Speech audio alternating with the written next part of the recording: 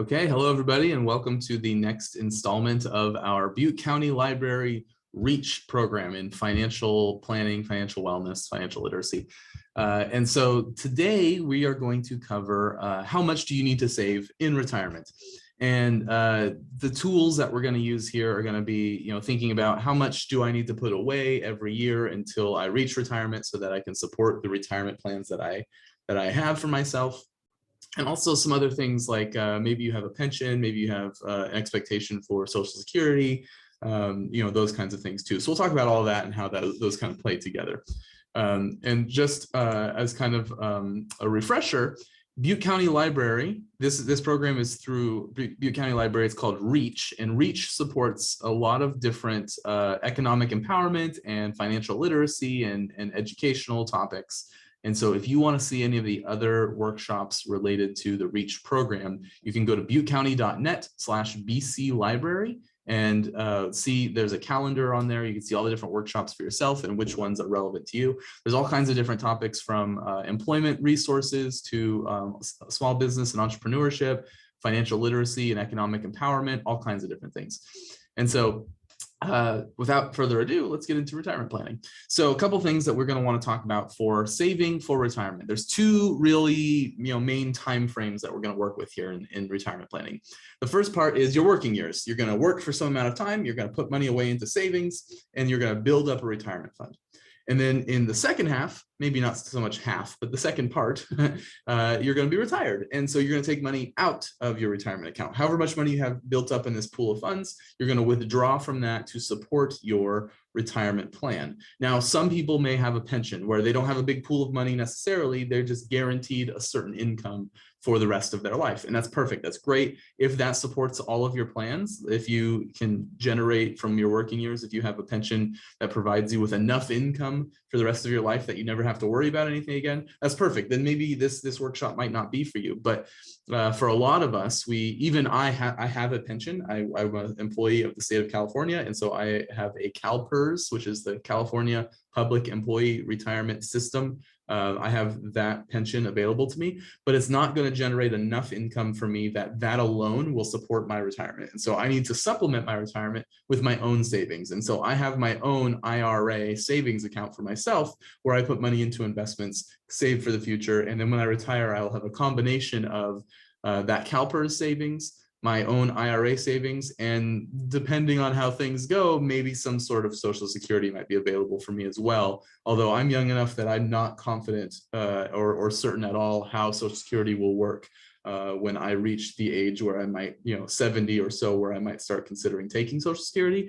Although if you are older than I am, then maybe, let's say if you're in your late 50s or early 60s, and you might be looking at retirement within the next decade, then you might think, you know what, Social Security probably won't change so drastically in the next 10 years that it goes away completely. Then you might have some expectation for what your Social Security might look like. But for me anyway, I don't know, right? I'm going to be working for more than 10 years, probably more than 20 years still. And so I'm not sure what Social Security will look like. But that's okay. So let's now look at, I'm going to annotate on the screen here real quick. And so something that we want to do is we're going to set up a timeline here just to kind of make this understandable. And so I'm going to draw a starting point here. So I'm going to put 0 as my starting point on the left-hand side. And I'm going to call this my working years. I'll just write work. My handwriting is not very good, and I apologize, but in my working years, I'm going to be putting money away. And then at some point, a little bit more than halfway, I'm going to say retire, right? So in my mouse is a little bit slow on me here. So so I'm going to retire at some point, and then I will be retired. I will spend money in retirement. I'll enjoy my retired years and maybe go on cruises. I might golf a lot. I might sit on a beach. I might do whatever it is that I want to do in my retirement, whatever it is that you want to do in your retirement. At some point, it has to come to an end, and sorry, but to be less morbid, I'll just put end. But at some point, our years come to an end, and we have to move on and let the next, let our heirs, our kids, our grandkids kind of take over from there, right? And so How long of a time period this is dependent on you. For some people, this might be age 65, and this might be age 90. My mouse is not quite up to speed here. There, that's supposed to be a 65. But I might be, I might retire at age 65 or 70, or I might live until age 90 or 100, or with the way medical technology is going, who knows, right? This is all dependent on you and your expectations. And some things that you might want to think about in planning for this is your own, family health history, right? In my family, just personal about me, is dementia and Alzheimer's is a genetic trait in our family. And so that's something that I'm going to be concerned about later on in my life, not kind of coming up soon a little bit. I might want to be thinking about it. And that might mean that I don't really have the expectation that I'm going to live to age 100. That's probably not in the cards for me, but some people it is. My wife's family, they tend to live a very long time, and they're very healthy people. And so for her planning, she might actually expect to live into well into her 90s. That's probably not going to happen for me. And so I need to decide, and you watching this need to decide for yourself based on your knowledge of yourself, what makes sense here. And so we're going to put some numbers to this in a minute, but just in the back of your mind a little bit right now, just start thinking about that.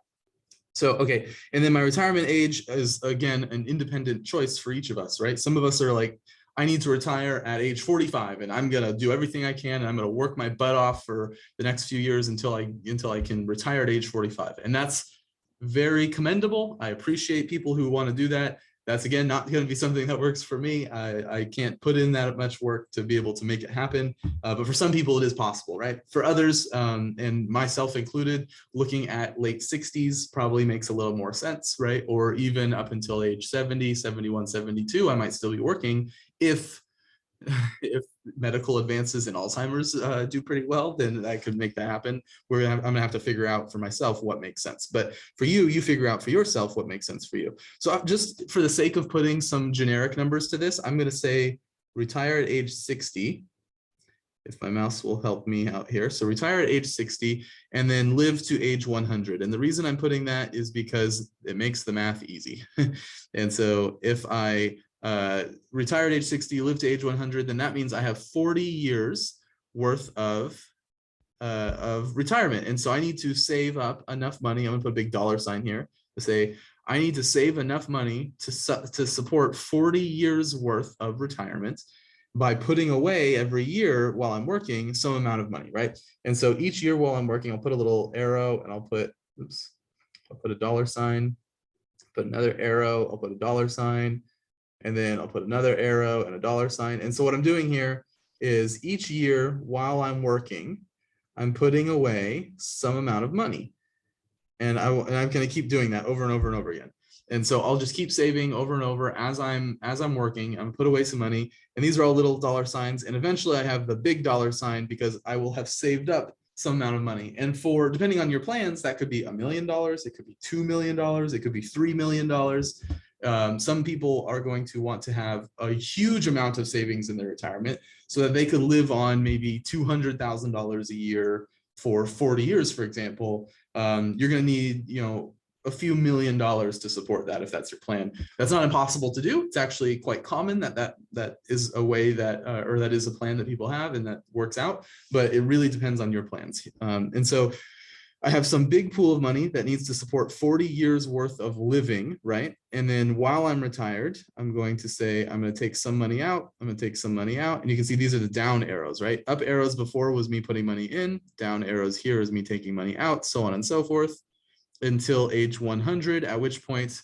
we'll say that's the end of our lives and we're done. We may, at this point, even have some amount of money left, right? So we may have had so much money to start with that we spent a good amount every year for 40 years and then still ended up with some amount of money left at the end. And what happens with that money is according to your will. You can leave it to your heirs, your kids, your grandkids. You could leave it to a charity that you support. You can leave it to however you want to decide to spend your funds after your death, right? That's a personal decision that you can make. You and your attorney probably can make, and a financial planner maybe, and decide what works for you. So there's a few variables going on here, and I just want to kind of highlight the things that we want to think about, and then we're going to put real numbers to this and solve for some of the amounts here. We're going to put some percentages, we're going to put some dollar amounts, we're going to actually figure out down to the cent what these numbers need to actually be based on our plans. And I'll show you a tool for doing that. But the variables that we need to figure out here, one is, the biggest one is, how much do I need to have in my savings when I start retirement in order to support my future plans? And that number is a function of how much I save each year while I'm retired, right? And it's also a function of how much do I spend. I'm sorry, I said save each year while I'm retired. I meant save each year while I'm working. And that number is also a function of how much do I spend each year while I'm retired. It's also how long I'm planning to be retired for, how much I want to save, I want to have left over at the end.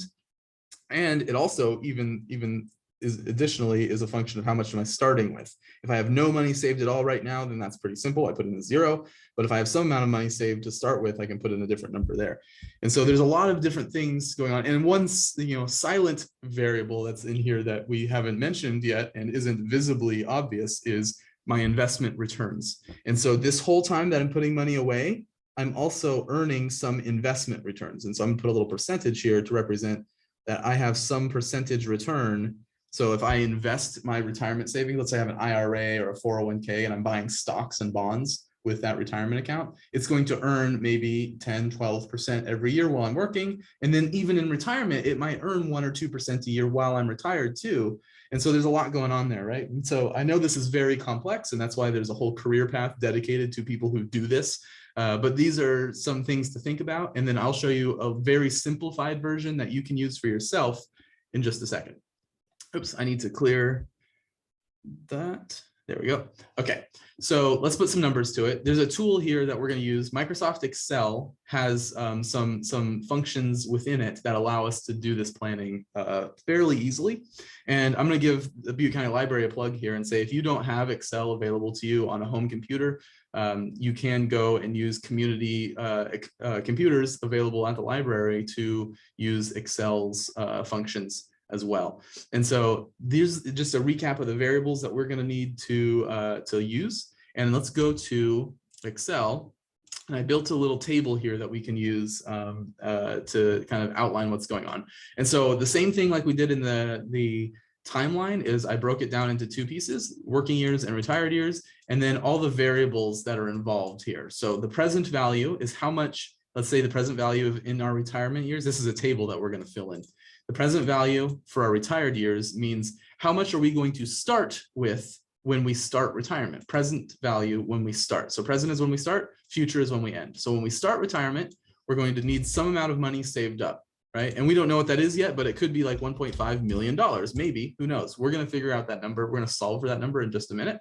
Future value is how much that I want to have at the end of my retirement years. So when I pass away, how much do I want to have left? That could be 0 if I want to spend every dime, or it could be something else. It could be I want to have $500,000 left over when I pass away to leave to my grandkids. That's a plan that a lot of people might have, or to leave to a charity. It could be, some cause that you support. Could be all kinds of different things. But maybe you want to plan to have some amount of money left over at the end. I'm going to put in here just as a placeholder because I don't know your plans, but for me, I'm just going to put in $500,000. I want to have at the end of retirement, I want to have $500,000 left, and I will leave that in my will to my kids or charity or something. And so I'll put that in there for right now. This actually is 1.5. I'm going to change to a question mark because this is the number that we're going to try to solve for. This is how much we want to figure out. How much do I need to have when I start retirement? How much do I need to have in savings to know that I will be okay? Because that's really the big question. And then I can decide for myself, once I reach this number, I'm good to go. I can retire. A big question for a lot of people when it comes close to retirement years is, will I make it? Should I retire? Should I work maybe 1 or 2 more years just in case? Well, we'll be able to know that by solving for this number once we put in some of these other numbers. So the next variable here is called number of periods. And I specifically say number of periods and not number of years, because some people would prefer to plan based on what their spending patterns are. So for an example, if you're paid every month, you paid monthly, I receive a paycheck every month. I don't get paid every 2 weeks. I get paid once a month from my work for the state. And so the state pays me every month. And so I might say, I want to know if I'm going to be retired for 30 years, I might want to say 360 months, or I could say 30 years, or I could say however many weeks that is, if I maybe, or I want to say biweekly, if I'm used to being paid every 2 weeks. That's a lot of people get paid every 2 weeks. I may do the math to figure out how many weeks of retirement that might be. And I can do that, but for right now, I'm going to go with years because mentally that makes the most sense to me. And I think most of us can kind of wrap our heads around years and saying, I'm going to be, retired for this many years, and I'll work for this many years, and then I'm going to retire, right? So I'm going to deal with everything in years. So every number I put in here will be under the context of dealing with yearly numbers. So 30 years of retirement, ending my retirement with $500,000. Cash flows, I use the word cash flows to represent that positive and negative cash flows will be happening. And so in my working years, I'm going to be saving some money. I have positive cash flows. In my retired years, I'm going to be spending money. I'm going to have negative cash flows. And what's the idea here is that I'm either putting money into my savings or I'm taking money out of my savings. And all of this is from the perspective of my savings, because that's the overall answer I'm trying to find, is how much do I need saved? And so from the perspective of my savings account, me spending money is a negative cash flow. The perspective of my savings account, me saving money is a positive cash flow. And so that's where these two come from. We're going to put actual numbers to these in just a second, but I wanted to outline the context here. So, and the last variable is interest rate. How much am I going to earn on my savings during each of these times? During my working years, I might be putting money in the stock market. I might be buying, major, US stocks or international stocks. I might have mutual funds. There's all kinds of different investments that might work for me, and I'm not here to recommend any specific investment. But the idea would be, if you're investing in some stocks, some growth-oriented, maybe a little riskier type things as you're working, then you might earn some amount of money. I'm going to put 12% just as a placeholder here. That's a reasonable number for long-term annual interest returns on stock investments, although your mileage may vary here, right? Depending on your lifestyle, you may have a different number, higher or lower. And it really depends on what's going on with you specifically. In retired years, same thing is, this number could vary wildly depending on the person. For this example, I'm going to put 2%. That currently, at the time of me recording this in March of 2022, that would be about what the 10-year Treasury bond pays. And so if you were investing in 10-year Treasury bonds, meaning United States bonds, you're essentially loaning money to the government in exchange for an interest rate return, you would earn about 2% a year on those investments for the next 10 years. And that's essentially a guaranteed return. The US government can guarantee you that return, although they may change interest rates, and the Federal Reserve has announced that they will change short-term interest rates. They actually did it a couple of days ago, as of the time of me recording this, but they have announced that they will continue throughout 2022, raising interest rates little by little. And so this number may change in the future. If you're watching this, well after March of 2022, you may think that this 2% is completely unreasonable based on whatever happens years from now. I don't know what's going to happen in the future. And so as of the time of recording, this is a reasonable number to say my retired years, I will put money into my savings account, or I will still have money in my savings account from when I'm started retirement. I haven't spent all of it immediately, and whatever is in that account will grow at 2% a year until I spend it. And so now that I have the green section mostly outlined, I want to solve for this number here. And Excel has a great tool built in where you can solve math problems within Excel's tools. And so by hitting an equals sign, it tells Excel that I am going to solve a math problem. And then if I type any letter, you can see that there's a menu that pops up, and the menu says, let's go P. I'm going to type P because I'm going to use PV. Actually, I'm going to type PV. The menu that pops up is Excel's way of saying, what formula would you like to solve? And if I type equals PV, that tells Excel that I want to solve for the present value. And you can see that it says, okay, PV returns the present value of an investment, which our retirement plan is an investment. And it says that is the total amount that a series of future payments is worth now. And that's what retirement is, a series of future payments. I'm paying myself to live on, right? I'm going to take money out of my retirement account and pay it to me.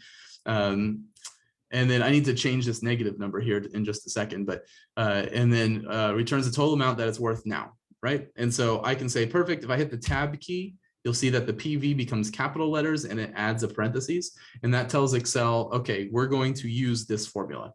So before I use this formula though, this word negative needs to actually become an amount of money, right? It's a negative cash flow that's happening. So let's say that in retirement, I want to spend $100,000 a year. And I know that there's a really broad population of people who may be watching this video, and some people in Butte County has kind of a broad range of people as well. Some people who live in Butte County may be happy to live on $100,000 a year. Some people may think that that's very low. Some people may think that that's very high, right? There are people who may be watching this who are living on $30,000 or $35,000 a year. There are people who are watching this who maybe are living off of $250,000 a year. And there's everyone in between, and even people outside of those bounds as well. And so I'm not here to judge your lifestyle in any way or another, and I can't give every possible example here. So I'm going to stick with 100,000 as just kind of a medium, maybe upper middle class kind of lifestyle that people might have in terms of individual. Actually depends on the size of your household whether that's upper middle class or not. A single person earning $100,000 a year is probably doing okay in Chico. But a family of 5 probably isn't, that's pretty tough to make things float with $100,000 a year. So it depends, really depends. But let's put that in there as kind of a placeholder, and you can put in whatever numbers you want if you're doing this on your version of Excel. So we'll go back up here and say equals PV and hit the tab key. And now we say, okay, Excel, I'm going to find the present value. And it gives me some things here. So you can see rate is bolded. It's going to ask me for some variables, and it's going to solve the math problem for me. And so rate is the interest rate that I'm earning my returns with my savings. And so I can click on the 2% number, and you see it says C6 here, and that's saying in column C, row 6, that's where the 2% is located. And so since I clicked on it, it fills into C6 for me. It says that's my interest rate. Good to go. That is my interest rate. I hit comma to tell Excel that I'm now ready to put in the next variable. And the next variable you see here bolded says NPER. That stands for number of periods. And I have number of periods in row 4, column C. And so I can say, perfect, I can click on 30. That's the number of periods. You can see C4 is now inputted there. Everything's kind of working out just right. I hit comma to say, take me to the next variable. PMT stands for payment. See, that's the bolded one. My payment will be $100,000 per year. And so for each year of retirement, I'm going to spend $100,000. That's my payment. I hit comma. And the last one here that I'm going to use is FV, which stands for future value. How much do I accidentally typed a letter. Future value is how much do I want to have at the end of my retirement years? I'm going to click on 500,000.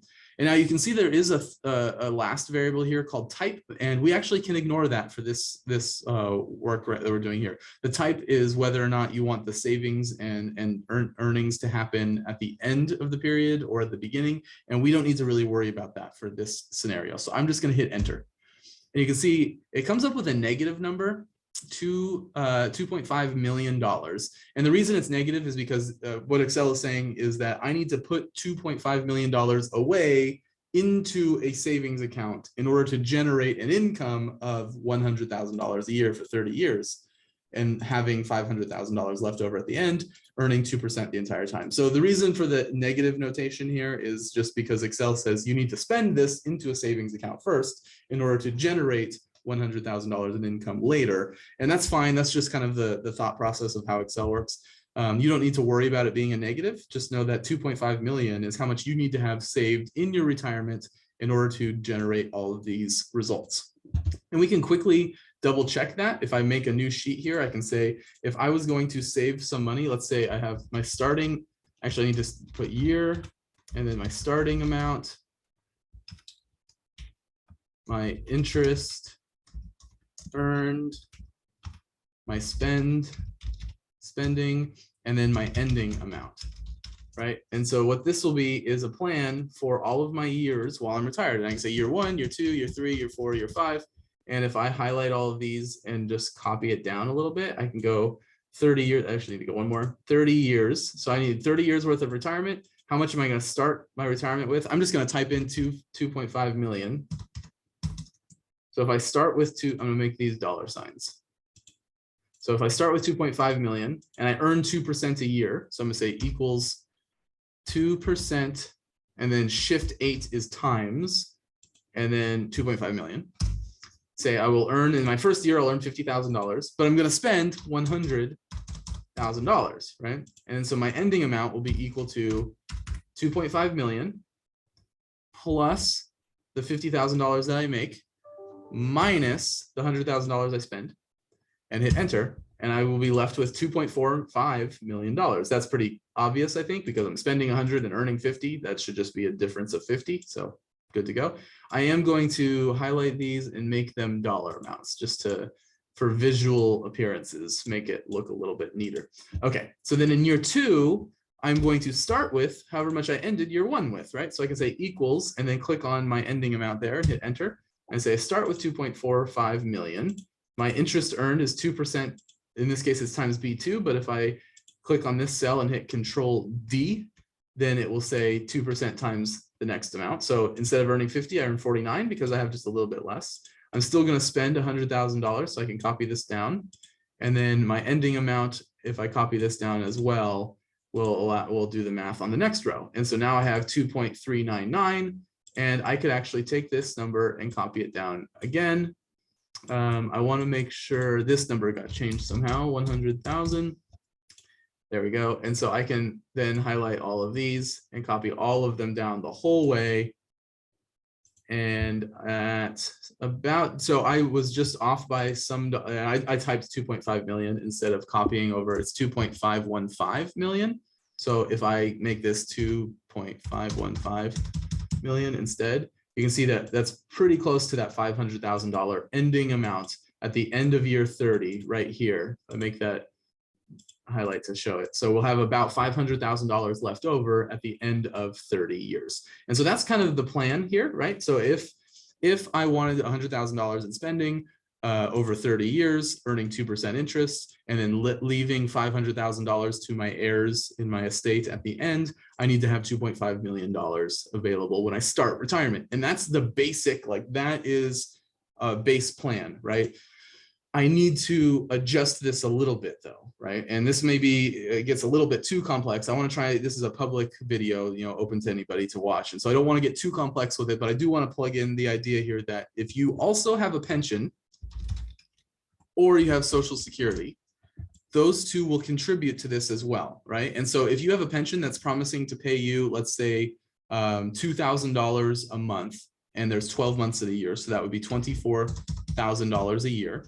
And you have Social Security that will supply you with $1,500 a month. I'm making up numbers here. I don't know what your Social Security will supply you with, but let's say $1,500 a month. 1,500 times 12 months of the year would be $18,000 a year, if I make those dollars. And so combined 18 plus 24 is 42,000, which means that in order to do this 100,000, you actually only need the difference between this 42 and 100 would be 58. So you only need $58,000 a year because the other amount will be supplied by your pension and Social Security. And so if that's the case, you could actually knock a whole $1 million off of your savings, right? Because you really only need $58,000 from your retirement account.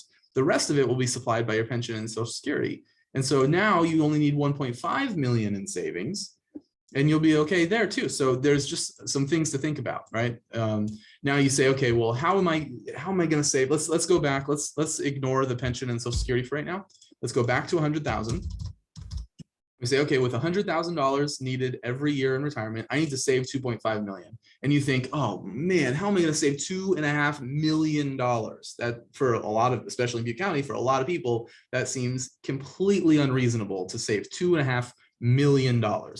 Well, here's how you do it. So you say, in my working years, I want to fill out all these same variables, right? You say, okay, what's the present value in my working years? How much am I starting with when I start retirement? And there's two ways to think about that. Either you haven't started working yet. Remember, I work with a lot of college students. And so most of the time when I'm showing them this example, I say, when you graduate, you'll start working and you'll start saving and you'll build up some wealth. But you watching this probably aren't a college student. You might actually have been working already, and you may be 40 years old and already have started saving, and you're trying to decide if you're on the right track. That's absolutely fine. And so you need to put in there, how much do you have now, right? How much do you have now? Either zero if you have nothing saved, or maybe you've already saved 120,000. So you put in that number. Let me make that a dollar sign there. So you might save 100, you might have already 120,000, and you say, well, how am I going to get to 2.5 million? We'll figure that out. Let's say for right now, let's pretend you have nothing. You have no money in there. Put zero, it gives us a little slash, just says there's nothing in there. And if I was starting at nothing and saving for my future to try to reach 2.5 million, how do I do it? Well, in my working years, my future value means how much do I end my working years with? I need to reach 2.5 million. So I can say equals, and I can just click on the 2.5 million, hit enter. So I need to reach 2.5 million, starting from 0, saving until I get to 2.5 million, over how many years? How many years from now until I retire?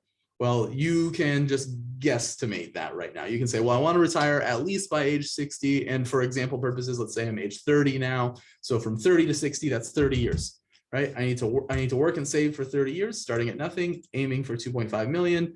I'm going to need to figure out how much do I need to put away if I can earn 12% a year every year. And so the way to do that is, again, I put the equal sign. And for the cash flows, it's actually PMT. And what that tells Excel is what payments do I need to make to my retirement account if I'm saving for 30 years, earning 12%, starting at 0 and aiming for 2.5 million, right? So I hit the tab key, I type PMT and hit the tab key. And so you can see that it added the parentheses and made it all caps. And that tells me that Excel knows what's going on here. It knows that I'm looking for the payment formula. If I look at the definition of the payment formula, it says calculates the payment for a loan based on constant payments and constant interest rates. And so I know it says loan on here. It's the same math for loan calculators as it is for savings rate calculators. So it's okay that we use this one. The math works out the same, but this isn't actually assuming that you're taking out a loan. It's just that the formula is applicable here, regardless of whether we're making a payment towards a loan or making a payment towards our own future retirement savings. So now it's going to ask me for some variables. The first one is the rate. So I can click on rate. I'm going to earn 12%. I'm going to hit comma. Next one is number of periods, which is 30 years worth of saving. I'm going to hit comma.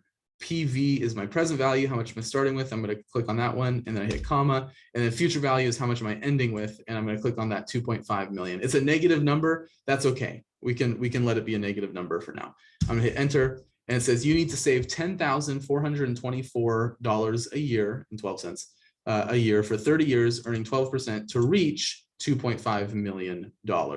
And so we can go back here and double check that just to see. So let's say we start at 0.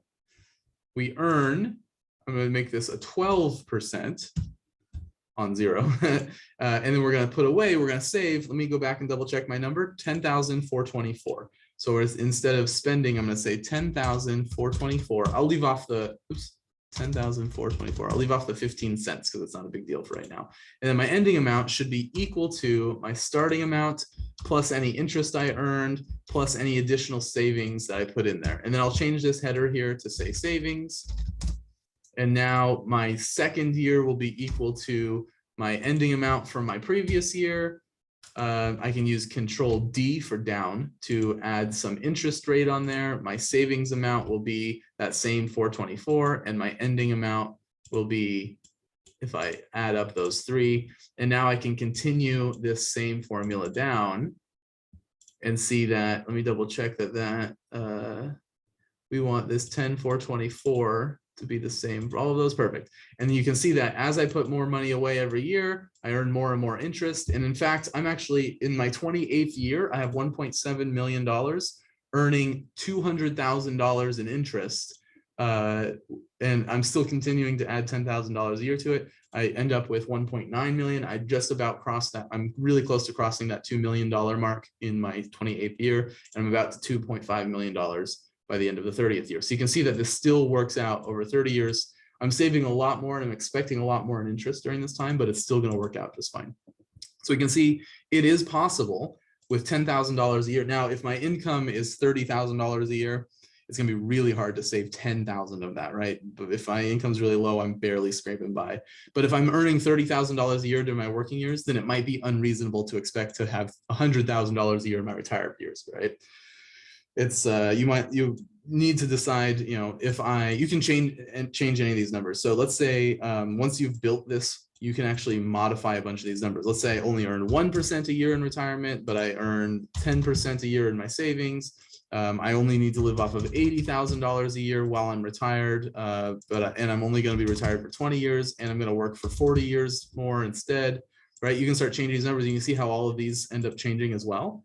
And so and maybe I do 3% there, and maybe I do 15% here. you see now all of a sudden I can save, I've changed these numbers drastically here, and they're very, they're somewhat unreasonable at this point, but at this point I could save $824 a year for 40 years, earning 15%, get me to 1.46 million, which will allow me to spend $80,000 a year for 20 years and leave $500,000 to my heirs, right? And so it's really, a little bit complex, but this is a recorded video, so you can rewind and watch me go through this again until you kind of know what's going on. But hopefully that helps to kind of outline some ideas. The other thing to think about is the pension and Social Security piece as well. So this number could be reduced by any other retirement income you have available to you.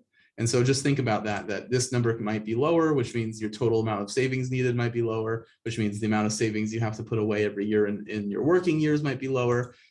This I would caution most people to stay within the 10 to 12% range for your annual earnings on your savings during your working years.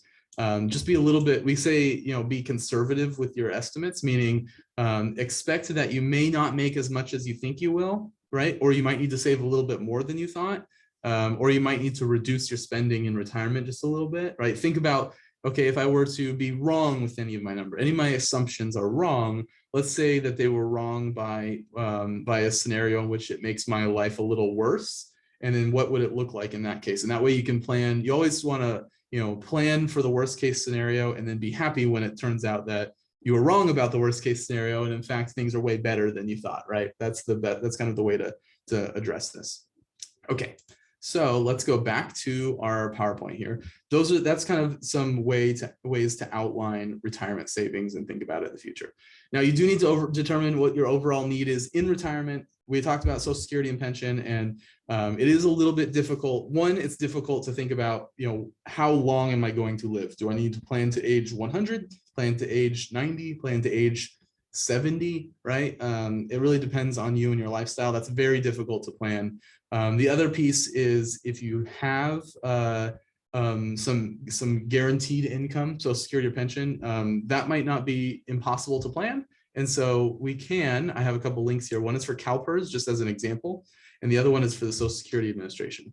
So for CalPERS, you have here, so they say your service credit years times your benefit factor times your final compensation gives you an allowance, right? And they give you a formula to be able to figure it out. And I think the current formula that I'm on as an employee of California is 2 at 65, I think. I have to double check, but they say the number of years I work times 2% is how much of my total final salary that I get. And so let me pull up a calculator. And so if I'm earning, let's say I work for 35 years. So I say 35 years times 2%, which would be 0.02.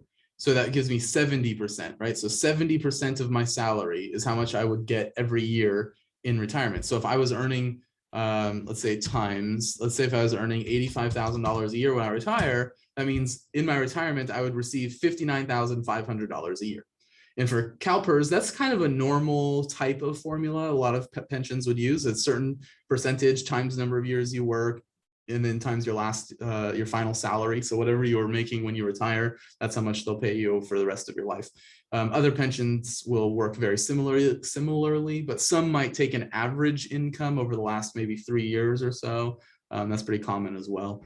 And so you can do the math, or if you do have a pension, you can call your pension company and they can help explain to you what you might expect in your future retirement years. But if I knew that and I was planning for $100,000 a year in retirement saving or retirement income, then I say, well, 59, almost 60,000 of that will be covered by my pension. That means 40,000 is all I need to save for. And so I can redo that formula in Excel and figure out how much do I need to have saved in order to generate $40,000 a year.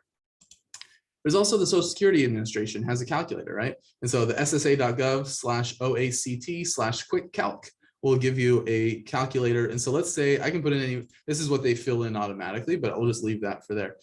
So whatever day you were born and your earnings in the current year. So if you made $60,000 a year and you were born in 1960, if you entered 0, we assume you're now retired. Nope. See if that works. There we go. And you hit enter. You click on one of them, hit enter. So it'll fill in how much. So monthly benefit amount in retirement could be if you start retirement or if you start collecting Social Security at age 62, then you would receive $1,146 a month. If you waited until age 70, you would receive $2,200 a month. The way that Social Security works is the longer you delay withdrawing or starting Social Security earnings or Social Security income, then the more they will pay you once you do start it, up to a certain amount. You can't delay it until age 95 and then get a huge delay amount. And you have to kind of balance the idea of the longer you delay it, the more you'll get, but the older you'll be. And so the less time that you'll have to enjoy it, right? And so if you waited for a long time to take it, you'll get a bigger amount, but you'll have fewer years in which you can spend it. And so you have to decide, you want to balance the lifestyle that you want to live and how long you expect to live, right? Full retirement age right now is 67. So if you retire at 67, you can see that you get the standard amount. You can retire early and get a little bit less. You can retire later and get a little bit more. Right, and it's generally about 8% increase each year, if I remember correctly. It's been a little while since I've done Social Security estimates for clients, but if I remember correctly, I think it's about 8% increase every year that you delay taking Social Security. So that's how you might think about additional income available to you in retirement. So that's basically what you're going to want to do to figure out what you need for retirement. You can do the math for yourself and decide how much you want to save. And I really encourage you. Let me go back to Excel here. I really encourage you to build this same table and try modifying a bunch of these numbers for yourself. Let's say you want to leave nothing to your heirs, which is fine. That means you don't need to save nearly as much, right? And let's say you want to be retired for 20 years and you don't need to spend. Remember, if I was earning $67,000 or $60,000 out of the 100 that I need, that means I only need 40. If my pension was covering 60, then I only need to have 40, right? And even so, I would also maybe think Social Security might cover some as well, which means I can get away with saving only about $600,000 in total savings. And if I'm earning 12% and working for 40 years, that's only $800 a year that I need to save, right? And $800 a year is doable for a lot of people. So just, some things to think about. I highly recommend building this table the same way that I did it and just tooling around with some of these numbers and seeing, what makes sense for you, what things you can, sacrifice, what things you might not be willing to sacrifice, and say, okay, maybe I can make this plan work. So this is just, designed to be a tool for the general public. It's not, it's educational. It's not meant to be, specific to any one person. So hopefully this will be useful for you. And thank you for watching. This has been a workshop for the Butte County REACH program. So hopefully it has provided some financial literacy to you all. And we will continue to do these every Friday. So keep an eye out for the next one coming soon. And thanks for watching.